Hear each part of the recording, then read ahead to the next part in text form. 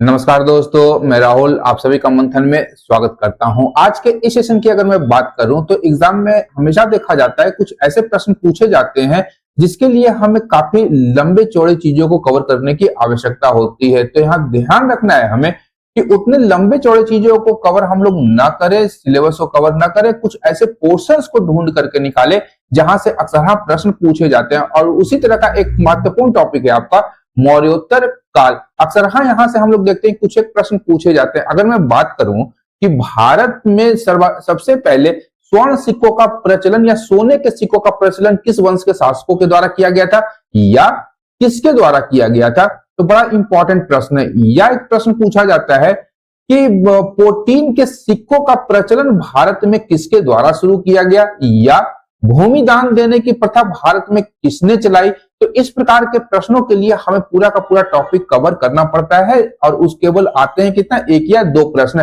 तो यहाँ पर अगर हम लोग बात करें तो इस सेशन के अंतर्गत हम लोग मूलतः देखेंगे मौर्योत्तर काल को। और मौर्योत्तर काल में इस प्रकार के बहुतेरे प्रश्न होते हैं जो कि आपके एग्जाम्स में बराबर पूछे जाते हैं। तो यहाँ पर अगर मैं बात करूं मौर्योत्तर काल की, तो जब यहाँ ध्यान रखिएगा कि अंतिम मौर्य शासक बृहद्रथ की हत्या पुष्यमित्र शुंग के द्वारा कर दी जाती है, तो भारत में मौर्योत्तर वंश की स्थापना हो जाती है शुंग वंश के साथ में। उसके बाद हम लोग देखते हैं कि न केवल शुंग वंश, कण्व और इसके अतिरिक्त सातवाहन वंशों का भारत में शासन होता है मौर्योत्तर काल में, अपितु विदेशों से आए शक, सिथियन, पहलव, कुषाण आदि या हिंद यवन शासकों के द्वारा भी यहाँ पर शासन किए गए थे।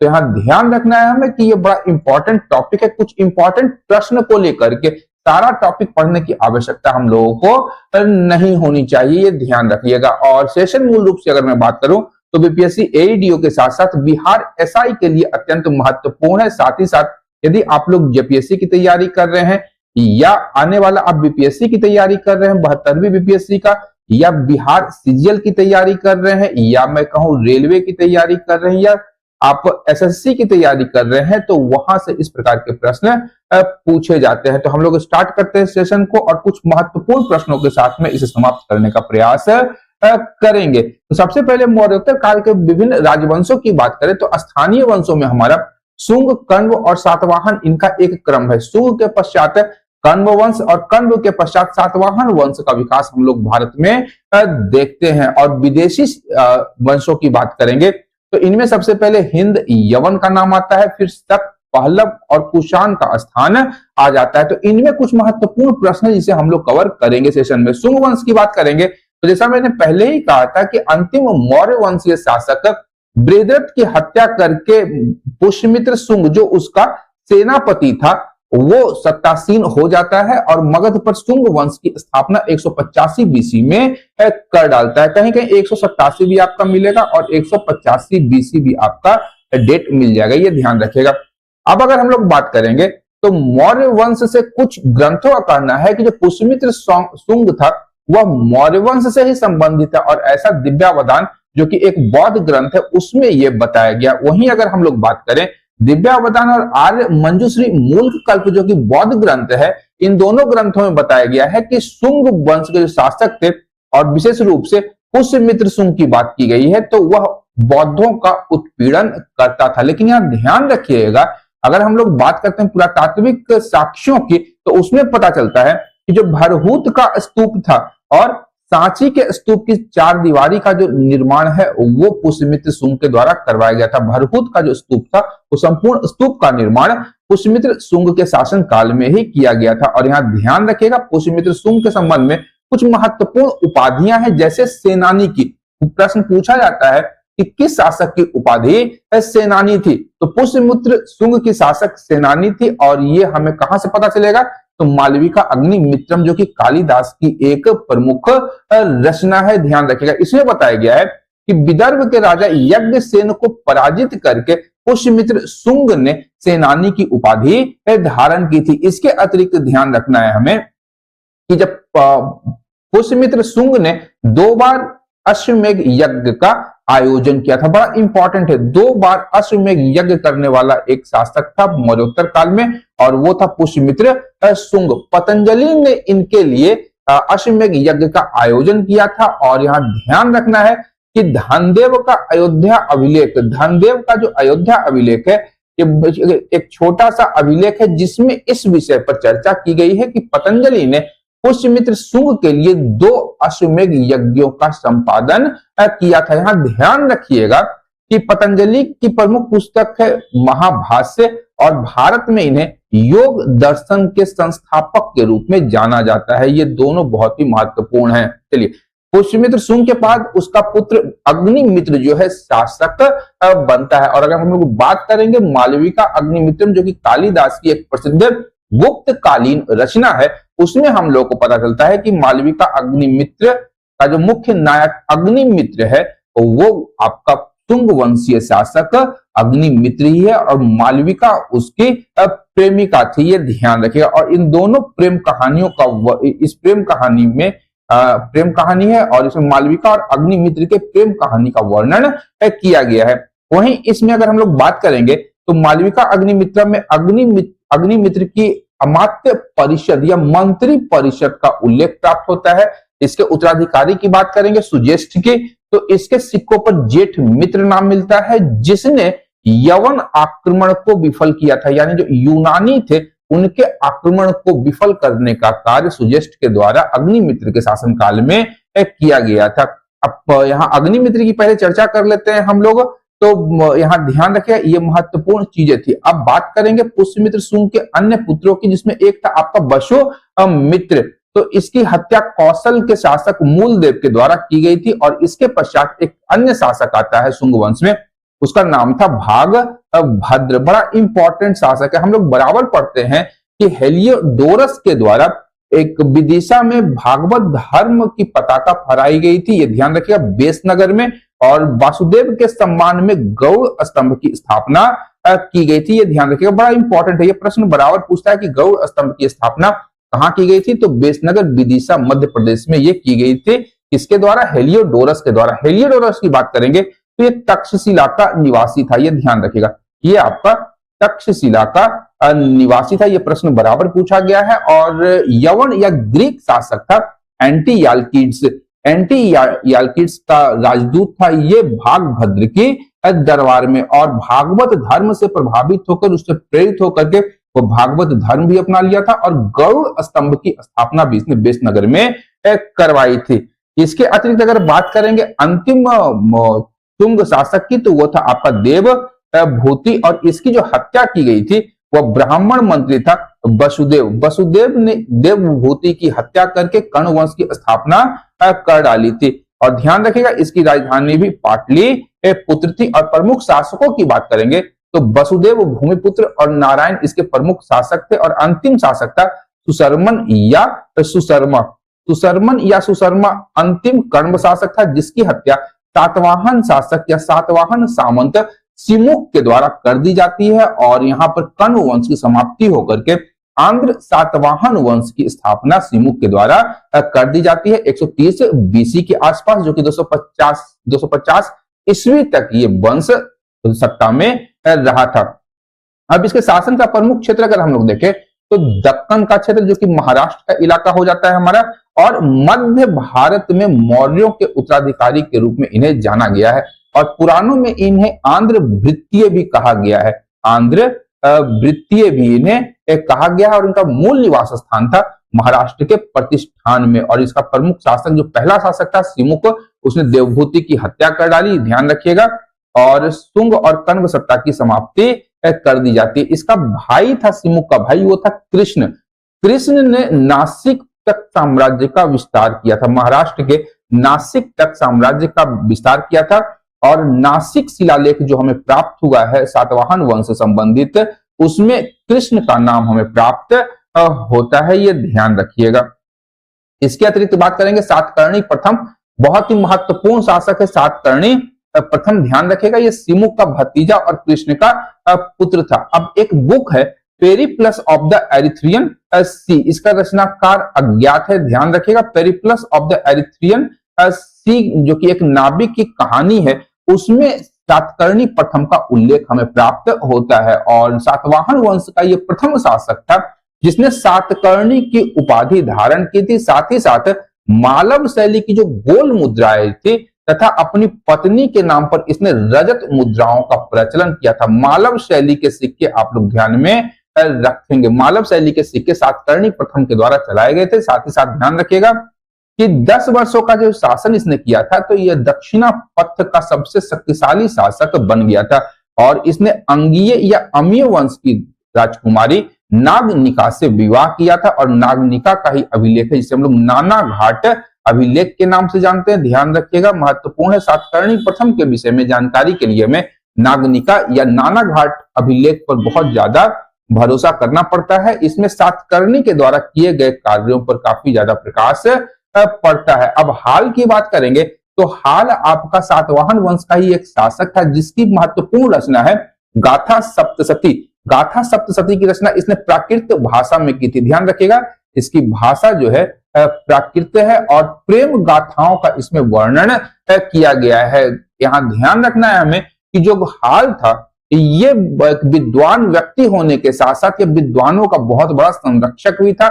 इसी के शासन काल में इसके दरबार में गुणाढ़ और सर्व बर्मन नामक विद्वान जो थे इसकी दरबार की शोभा बढ़ाते थे। गुणाढ़ के द्वारा बृहत कथा कोश की रचना की गई और सर्ववर्मन ने कातंत्र की रचना की थी। ये ध्यान रखिएगा, दोनों किताब के नाम ध्यान रखिएगा।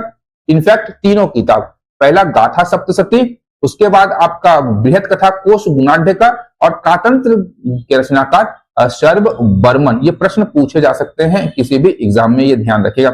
अब आते हैं गौतमी पुत्र सातकर्णी। बड़ा महान शासक था, ये बड़ा महान शासक था सातवाहन वंश का। इसकी उपाधि थे एका बहुमन, एकमात्र ब्राह्मण या अद्वितीय ब्राह्मण इसे कहा गया। कहां पर? तो नासिक अभिलेख में इसे इस रूप में निरूपित किया गया है। इसकी माता का नाम क्या था? तो बलश्री, माता बलश्री थी इसकी, और इसी का अभिलेख है नासिक अभिलेख जिसमें गौतमी पुत्र सातकर्णी का वर्णन किया गया है। ध्यान रखिएगा। इसके अतिरिक्त इसका जो साम्राज्य था यह उत्तर में मालवा से लेकर दक्षिण में कर्नाटक तक इसने अपने राज्य का विस्तार किया। राजधानी पैठन या प्रतिष्ठान थी जो कि वर्तमान छत्रपति संभाजी नगर महाराष्ट्र में। ध्यान रखिएगा, छत्रपति संभाजी नगर में ही आपका पैठन और प्रतिष्ठान है।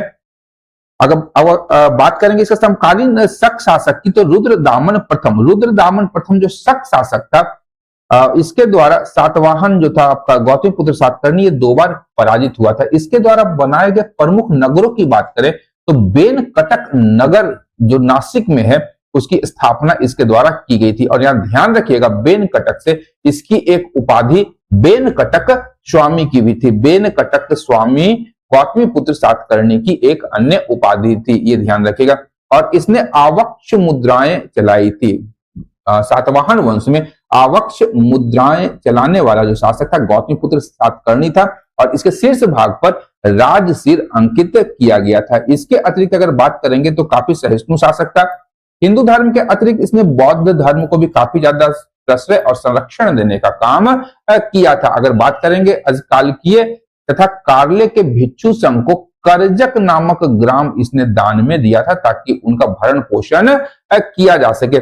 और शक शासक था, क्षत्रप था नहपान को पराजित इसने किया था, और नहपान जो था मध्य एशिया से यह भारत आया था, जिसे पराजित करने का श्रेय गौतमी पुत्र सातकर्णी को जाता है। अब इनके सामाजिक संगठन की बात करेंगे तो ध्यान रखिएगा, सातवाहन जो थे ये मातृसत्तात्मक समाज इस समय प्रचलित था। यह मातृसत्तात्मक समाज के पोषक थे, सातवाहन वंश के शासक। इसीलिए इनके नामों के आगे हम लोग देखते हैं कि इनकी मां का जिक्र होता है, जैसे हमारा गौतमी पुत्र सातकर्णी या वशिष्ठी पुत्र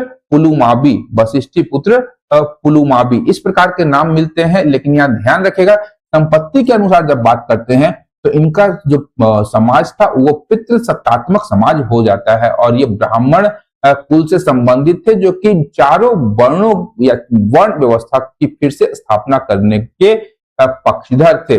भाषा की बात करेंगे तो ध्यान रखिएगा, इनकी राजकीय भाषा प्राकृत थी और लिपि ब्राह्मी थी। और हाल ने गाथा सप्तशती या जिसे हम लोग गाहा सतसई के नाम से भी जानते हैं, ये प्राकृत भाषा में ही इसकी रचना की गई थी, जिसकी चर्चा हम लोग ऊपर कर चुके हैं। अब इसके अन्य कुछ प्रमुख कार्यों की बात करेंगे सातवाहन काल की, तो यहाँ ध्यान रखिएगा कि कर मुक्त ग्राम दान इनके द्वारा किया गया था। और भूमि अनुदान की जब हम लोग बात करते हैं, जैसा प्रश्न मैंने पूर्व में स्टार्टिंग में ही पूछा था आप लोगों से कि भूमि दान भारत में सर्वप्रथम किसने चलाई था जागीर के रूप में, तो भूमि अनुदान या जागीर देने वाले प्रथम शासक जो थे ये सातवाहन वंश से ही संबंधित है। और जो अधिकांश जागीर या भूमि दान में दी गई वह बौद्धों को दी गई थी, ध्यान रखिएगा, बड़ा इंपॉर्टेंट है, बौद्धों को दी गई थी। और इस कालखंड में जो व्यापारी वर्ग थे वो अधिकांशतः बौद्ध धर्म को मानने वाले होते थे। अब प्रशासनिक ढांचे की बात करेंगे तो ध्यान रखिएगा, जो साम्राज्य था उसका विभाजन प्रांत में किया गया, प्रांतों का विभाजन जिला में किया गया। जिला की संज्ञा थी आहार, जिला की संज्ञा थी आहार, ये ध्यान रखिएगा, इंपॉर्टेंट है। और ग्रामीण क्षेत्रों में जो प्रशासन का उत्तरदायित्व था वह गौलमिक नामक अधिकारी के ऊपर में दिया गया था, ये भी ध्यान रखिएगा। गौलमिक जो थे ये ग्रामीण क्षेत्रों में प्रशासन करते थे, वहां पर शांति व्यवस्था बनाए रखते थे, दंड देने का कार्य ये करते थे। सामंतों की बात करेंगे तो इनके मूल रूप से 3 श्रेणियां थी। पहला था राजा, उसके बाद महाभोज और फिर सेनापति, ये 3 प्रमुख श्रेणी थी सामंतों की। और वहीं अधिकारियों की बात करेंगे तो 2 अधिकारी महत्वपूर्ण है, एक अमात्य और एक महामात्य। वहीं सेनापति की बात करेंगे तो प्रांतों का शासनाध्यक्ष जो होता था या राज्यपाल जो होता था प्रांत का, वह अक्सर सेनापति वगैरह को बनाया जाता था। यही अगर हम लोग सिक्कों की बात करेंगे तो एक अन्य प्रश्न पूछा था कि पोटीन के सिक्कों का प्रचलन किसके द्वारा किया गया था, तो सातवाहन वंश के शासकों के द्वारा भारत में पोटीन के सिक्कों का प्रचलन किया गया था। पोटीन की अतिरिक्त अगर हम लोग बात करेंगे तो इन्होंने चांदी, तांबा, कांसे और शीशे के भी सिक्के निर्मित किए थे। ध्यान रखिएगा, सातवाहन काल में जो अधिकांशतः सिक्के थे वो शीशे या लेड से निर्मित थे, ये ध्यान रखिएगा। पोटीन आपका पूछा गया है, पोटीन आपका पूछ लिया गया है। और हम लोग देखते हैं कि लकड़ी की दरवाजों में जो दरार भरने वाली मिट्टी आती है उसके सिक्के बनाए जाते थे उस कालखंड में। अब बात करेंगे स्थापत्य की, तो स्थापत्य में ध्यान रखिएगा कि इनके द्वारा विभिन्न गुफाओं का निर्माण किया गया। और बेसिकली अगर बोले तो चैत्यों का निर्माण इस कालखंड की एक महत्वपूर्ण विशेषता है, जिसका निर्माण चट्टानों को काट करके किया गया था। और बेसिकली ये बौद्ध धर्म से संबंधित है और साथ ही साथ हिंदू धर्म भी यहाँ पे आकर के जुड़ जाता है। नासिक हो गया, कन्हेरी हो गया और कार्ले हो गया, ये सभी चैत्य जो हैं महाराष्ट्र में है। और इनका निर्माण सातवाहन वंश के विभिन्न राजाओं के शासनकाल के दौरान हुआ।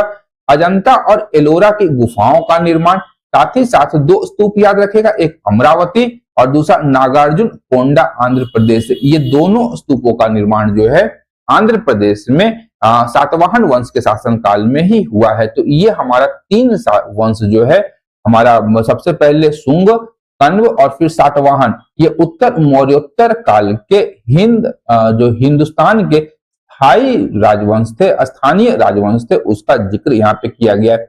अब हम लोग विदेशी राजवंशों की बात करेंगे तो सबसे पहले अगर हम लोग बात करें तो भारत में जो इनका आगमन हुआ था ये हिंदू कुश पर्वतमाला के ओर से हुआ था। उत्तर पश्चिम दिशा से भारत में जब भी आक्रमण हुआ है, ये ध्यान रखिएगा, उत्तर पश्चिम दिशा से ही हुआ है। विभिन्न दर्रों के माध्यम से विदेशी जातियां लगातार भारत में प्रवेश कर रही थी, चाहे वो शक, सिथियन, कुषाण, पल्लव या मध्यकाल में इस्लामिक आक्रांता हो, वो इन्होंने इन्हीं मार्गों का अनुसरण किया था।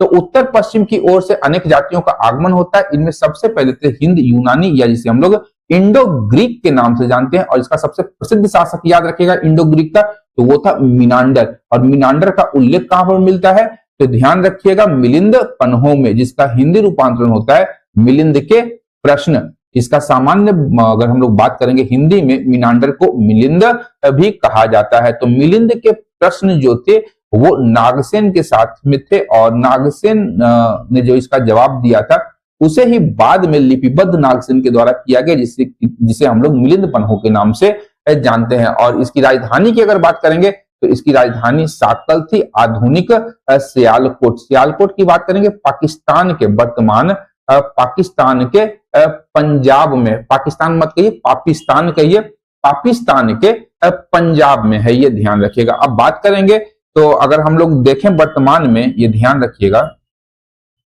कि ऑक्सस नदी की बात करेंगे, ध्यान रखिएगा, ये प्राचीन काल से प्रवाहित होती थी, जिसे हम लोग आमू दरिया के नाम से भी जानते हैं।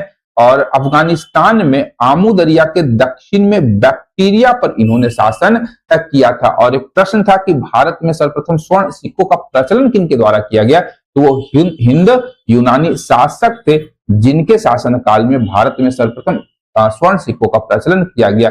इनके इस संरक्षण में हम लोग देखते हैं कि यूनानी कला को इन्होंने संरक्षण प्रदान किया जिसे हेलेनिस्टिक आर्ट के रूप में जानते हैं, और गंधार कला जो आपका उत्तर पश्चिम भारत में विकसित हुई थी उस पर इस कला का काफी ज्यादा प्रभाव देखा जाता है, ये ध्यान रखिएगा। और सर्वप्रथम राजा की तस्वीर वाले सिक्कों का भी प्रचलन हिंद यवन शासकों के द्वारा किया गया था, ये ध्यान रखिएगा, ये भी बड़ा इंपॉर्टेंट प्रश्न है। सर्वप्रथम राजा की तस्वीर वाले सिक्कों का प्रचलन हिंद यवन शासकों के द्वारा और सोने के सिक्कों का प्रचलन हिंद यवन शासकों के द्वारा किया गया। अब शकों की बात करते हैं तो हिंद यवन या यूनानियों के बाद भारत में शकों का आगमन होता है, और ये बेसिकली क्षत्रप या क्षत्रपी प्रणाली या इन्हें शासकों का शासक या महाक्षत्रप की संज्ञा दी जाती थी। ध्यान रखें, रुद्रदामन प्रथम को यदि हम लोग देखते हैं तो गुजरात के या सौराष्ट्र के महाक्षत्रप रुद्रदामन का नाम उल्लेखित किया जाता है। इसकी 5 शाखाएं थी, ध्यान रखिएगा। पहला था आपका अफगानिस्तान, तक्षशिला के, मथुरा के शक, नासिक और उज्जैन के शक। और अफगानिस्तान, तक्षशिला और मथुरा के शकों को उत्तरी क्षत्रप के नाम से जाना जाता है। अफगानिस्तान, तक्षशिला और मथुरा सब उत्तर में है, इसलिए उत्तरी क्षत्रप। और नासिक और उज्जैन की बात करेंगे तो ये जनरली हमारा दक्षिण के क्षत्रप के रूप में जाने जाते हैं। रुद्रदामन इसमें सबसे प्रसिद्ध शासक था जो 130 से लेकर के 150 ईस्वी तक शासन किया था। इसके कालखंड की सबसे महत्वपूर्ण घटना है सुदर्शन झील का जीर्णोद्धार। और अगर हम लोग बात करेंगे तो इसकी जानकारी हमें जूनागढ़ अभिलेख से भी प्राप्त होती है। ध्यान रखिएगा, जूनागढ़ अभिलेख रुद्रदामन से संबंधित है और ये संस्कृत भाषा में लिखा गया एक महत्वपूर्ण अभिलेख है। अब जूनागढ़ अभिलेख की बात करेंगे तो ध्यान रखिएगा कि यह आपका गिरनार पर्वत गुजरात में है। इसकी लिपि ब्राह्मी है, भाषा संस्कृत है और शैली आपका चंपू शैली है। और संस्कृत भाषा का सबसे प्राचीनतम अभिलेख भी इसे माना जाता है और चंपू शैली का भी प्राचीनतम साक्षी यह इसे माना गया है, ध्यान रखिएगा। और यह था कहां, तो उज्जैन के शक वंश का था, ये ध्यान रखना है हमें। अब शासन की बात करेंगे, इसकी तो इतना प्रश्न पूछा नहीं जाता है, लेकिन यहाँ ध्यान रखिएगा कि जो अर्ध शुष्क क्षेत्र था आपका काठियावाड़ क्षेत्र, वहां पर चंद्रगुप्त मौर्य का आपका पुष्यगुप्त वैश्य जो कि चंद्रगुप्त मौर्य का वहां पर गवर्नर था, उसके द्वारा सुदर्शन झील का निर्माण किया गया था जिसका जीर्णोद्धार रुद्रदामन प्रथम के शासनकाल में किया गया था। अंतिम शासक की बात करेंगे तो रुद्र सिंह तृतीय अंतिम शासक था जिसे चंद्रगुप्त विक्रमादित्य के द्वारा इसकी हत्या कर दी जाती है। और इसी के उपलक्ष्य में चंद्रगुप्त द्वितीय विक्रमादित्य ने चांदी के सिक्के चलाए थे और चंद्रगुप्त द्वितीय विक्रमादित्य ने सकारी की उपाधि धारण की थी, ये भी ध्यान रखिएगा। सकारी की उपाधि धारण करने वाला गुप्त शासक चंद्रगुप्त विक्रमादित्य था। इसके पश्चात हिंद पार्थियाई या पहलव शासक आते हैं शकों के बाद में। और संस्कृत की बात करेंगे तो संस्कृत में सब शक पहलव के रूप में इनका उल्लेख हुआ है और इनका मूल निवास स्थान ईरान था। इसका सबसे प्रसिद्ध शासक था आपका गोंडो फर्नी, जिसका उल्लेख हमें तख्तवाही अभिलेख में प्राप्त होता है। और तख्तवाही अभिलेख जो था ये मिलता कहां से है, तो पाकिस्तान के पेशावर से। और फारसी भाषा में बात करेंगे तो गोंडो फर्निस को बिंद फर्ण कहा गया है। इसके अतिरिक्त तख्तवाही की भाषा की बात करेंगे तो खरोष्टी लिपि में लिखी गई है।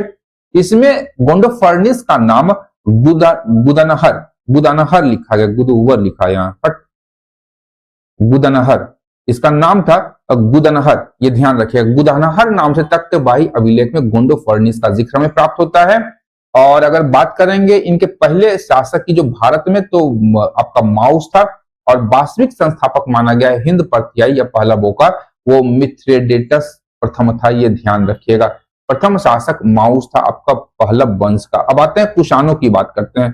कुषाणों की अगर हम लोग बात करेंगे तो यहाँ ध्यान रखिएगा, इसकी राजधानी थी पुरुषपुर या पेशावर, और दूसरी राजधानी थी भारत में मथुरा। ये कनिष्क की राजधानी भी हुआ करती थी। और ये लोग संबंधित किससे थे, तो यूची कबीले से, मध्य एशिया के यूची कबीले में थे और वहीं पर एक कबीला 5 कुलों में विभाजित हो गया था, जिसमें आपका कुषाण भी शामिल थे। और इनके साम्राज्य की बात करेंगे तो आमू दरिया या ऑक्सस रिवर से लेकर के ये गंगा नदी तक इनके साम्राज्य का विस्तार था, ये ध्यान रखिएगा। और बात करेंगे तो ये मध्य एशिया के खुरासान से, मध्य एशिया के खुरासान से लेकर के उत्तर प्रदेश के वाराणसी तक इनके साम्राज्य का विस्तार देखा जाता है। पर्थियाइयों की बात करें के पश्चात इन्होंने शासन किया था। पर्थियाई वंश के पश्चात कुषाणों के द्वारा शासन किया गया और बड़ी मात्रा में इन्होंने शुद्ध स्वर्ण सिक्के चलाए थे। ध्यान रखिएगा, सोने के सिक्के की शुद्धता जो थी वह कुषाणों के काल में सर्वाधिक थी, ये ध्यान रखिएगा। सबसे ज्यादा शुद्ध स्वर्ण सिक्के जारी किए थे। वहीं अगर शुद्ध सोने के सिक्के, वहीं बात करेंगे संख्या के मामले में तो गुप्त शासकों के शासन काल में सर्वाधिक संख्या में आपके सोने के सिक्के जारी किए गए थे। वहीं अगर हम लोग देखें तो सर्वाधिक तांबे के सिक्के चलाने का जो श्रेय है वो कुषाणों को ही दिया जाता है। अब इसके प्रमुख शासकों की बात करेंगे तो कुजुल कडफिसेस, कुजुल कडफिसेस इसका एक सर्वप्रथम शासक था और सर्वप्रथम आक्रमण इसने पश्चिमोत्तर भारत पर किया था और वहां पर आक्रमण करके उस पर अधिकार कर लिया था। इसने केवल तांबे के सिक्के चलाए थे, तांबे के सिक्के चलाए थे जो रोमन सिक्कों के ही नकल थे और महाराजा धीराज और धर्मधित की उपाधि इसने धारण की थी। धर्मधित की उपाधि धारण करने वाला कुजुल कडफिसेस था। भीम कडफिसेस की बात करेंगे तो कुजुल कडफिसेस का बेटा था ऐसा माना जाता है और इसने भारत में सर्वप्रथम सोने के सिक्के चलाए थे। सोने के सिक्के चलाने का जो श्रेय है वह भीम कडफिसेस को ही जाता है, ये रट्टा मार लीजिएगा। इसके अतिरिक्त इसने तांबे के भी सिक्के चलाए थे और इन सिक्कों की बात करेंगे तो जनरली इसकी लिपि हुआ करती थी खरोष्ठी लिपि, ध्यान रखिएगा, और एक और हुआ करती थी यूनानी लिपि। यूनानी लिपि और खरोष्ठी लिपि में इसने सिक्के चलाए थे। उस पर शिव की आकृति, नंदी बैल और त्रिशूल का अंकन प्राप्त होता है, बड़ा इंपॉर्टेंट है। इससे हमें पता चलता है कि जो भीम कडफिसेस था वह शैव मत में आस्था रखता था और इसी को हम लोग देखते हैं कि इसने महेश्वर की भी उपाधि धारण की थी। देवादिदेव महादेव को हम लोग महेश्वर के नाम से भी जानते हैं। इसके अतिरिक्त अगर बात करेंगे तो चीन के साथ इसका संबंध जीता था, ये किया तो पूछेगा नहीं, ध्यान रखना है हमें।